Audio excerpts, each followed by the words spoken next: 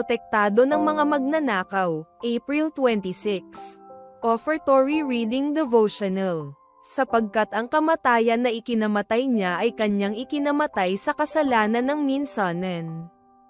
Ngunit ang buhay na kanyang ikinabubuhay ay kanyang ikinabubuhay sa Diyos. Gayon din naman kayo, ituring ninyong kayo'y tunay na mga patay na sa kasalanan. Ngunit mga nabubuhay sa Diyos kay Kristo Jesus. Roma Kapitulo 6 Versikulo 11.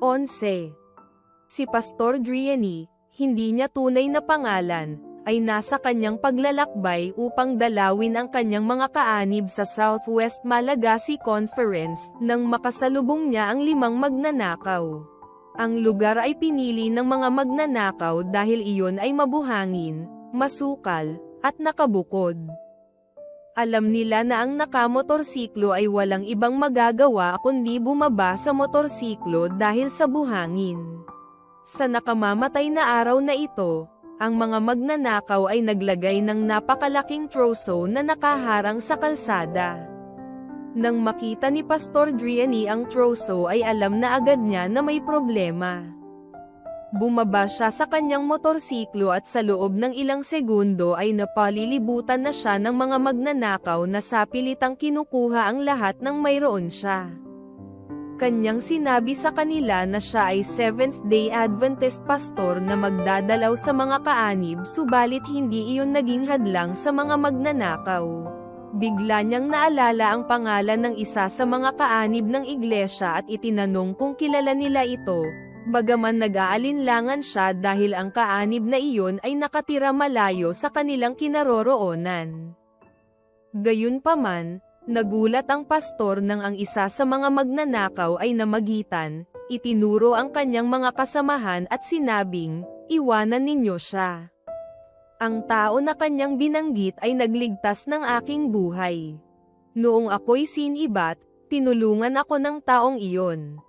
Matapos matiyak ng pastor na siya'y ligtas, tinanong niya sila kung maaari siyang magbahagi ng ilang mga talata mula sa Biblia, at pumayag naman sila. Bilang pasasalamat, nangako ang mga magnanakaw na siya'y ligtas sa natitirang bahagi ng kanyang paglalakbay. Ilang panahon matapos ang pangyayaring iyon, nagulat si Pastor Driani nang isang tao ang lumapit sa kanya at magtanong kung nakikilala niya siya. Inamin ng pastor na hindi niya ito natatandaan.